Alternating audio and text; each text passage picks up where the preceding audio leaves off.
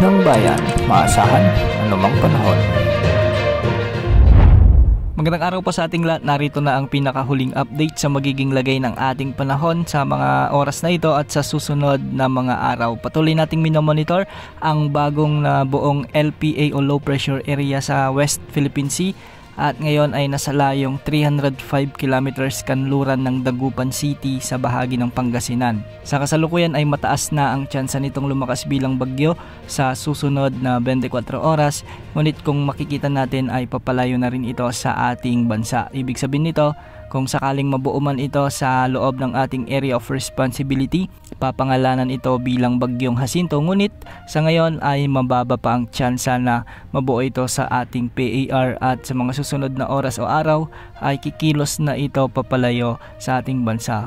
Kilos ito ng pakanluran at posibleng sa kalagitnaan ng West Philippine Sea ito lumakas bilang bagyo. Dahil nga sa trough ng LPA, asahan ang maulap na kalangitan na may mga kalat-kalat na pagulan at thunderstorms sa Metro Manila, Ilocos Region, Cagayan Valley, Cordillera Administrative Region, sa may Central Luzon, kasama na ang Calabar Zone. Kaya pinag-iingat natin ang mga kababayan natin sa mga nabanggit na lugar sa banta o posibilidad ng mga biglang pagbaha o pagguho ng lupa, lalo na kung may mga katamtaman at minsan ay malalakas na pag-ulan. Samantala, dahil naman sa habagat o southwest monsoon, asahan naman ang maulap na kalangitan na may mga kalat-kalat na pag-ulan at pagkulog sa buong Visayas, Mimaropa, Bicol Region, Zamboanga Peninsula, sa may Northern Mindanao kasama na ang Caraga Region. Hindi rin inaalis ang banta o posibilidad ng mga biglang pagbaha o pagguho ng lupa, lalo na kung may mga katamtaman at minsan ay malalakas na pag-ulan. Sa nalalabing bahagi ng Mindanao, habagat din ang magiging dahilan